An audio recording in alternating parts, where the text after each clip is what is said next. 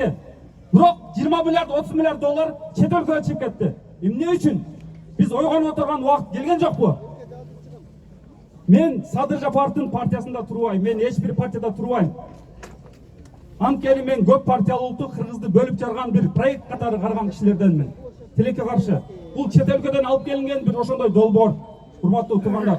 Ошондуктан мен ким улуттук маселени көтөрүп чыкса, мен баарын колдой берем. Ошондуктан мен Садыр Жапаровду колдогону келдим. Садыр Жапаров көбүнөн айырмаланып, мегакомду сактап калган. Бирөөлөр сатам деп атканда. Туура. Сактап калганбы? Сактап калган. Буктар маселесин көтөрүп чыкты.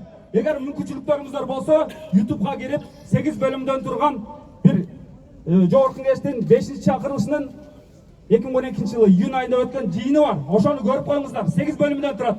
Ал жерде ал убакта Жогорку Кеңештин төрагасы ким эле?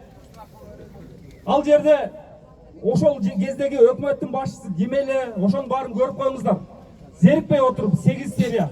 Аз сериалдарды көргөнгө маш болуп атпайбызбы? Көрүп коелу. Зерикпей көрүп коелу, урматтуу туугандар. Ошол жерде баары нерсе ортого чыгат. Ошол жерде улуттук маселе көтөрүлгөн, улуттук маселени Садыр Жапаров көтөрүп чыккан. Ошонун айынан бүгүн бул жакта отурат. Садыр Жапаров улуттук лидерге татыктуу инсан. Садыр Жапаров бул жерде көбүнөн айырмаланып, өзүнүн башын сайып, эл үчүн келип багынып берди. Өзүнүн коопсуздук кызматкерлерине келип өзүн тапшырды. Улуттук лидер Садыр Жапаров. Биз ошону баалап алышыбыз керек, урматтуу туугандар.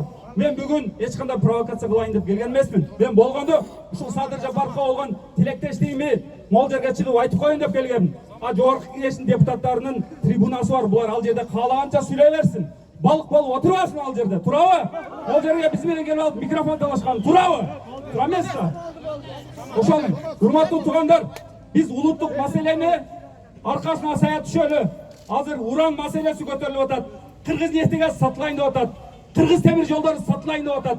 Айылбанк сатылайын деп атат. РСК сатылайын деп атат.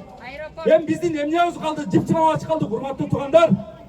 Биз не Жогорку Кеңешке депутаттарды эмне үчүн шайлаганбыз? Ал жерде улуттук маселени көтөргүлө, биз күндө митингге чыга бербейли деп. Ошон үчүн ал жакта трибунада айткыла деп шайлаганбыз. Булар ал жерде куйруктарын түйүп алып отурушат. Эмне кереги бар анда куйругу түйүлгөн депутаттардын? Ал жерге духу бар. Эл үчүн өлүп берем дегенге жакын 120 депутат керек болчу. Митингдердин кереги жок бизге. Ошол 120 депутат улуттук маселелерди көтөрүп, аркасынан таза болгондор баш керек. Аркасынан булганыштар барбаш керек ал жерге. Анткени аркасы булганыштар баргандар сүйлөй албай, дудук болуп отура берет экен. 3 маймыл болуп отура берет экен. Көзүн жаап, оозун жаап, кулагын жаап.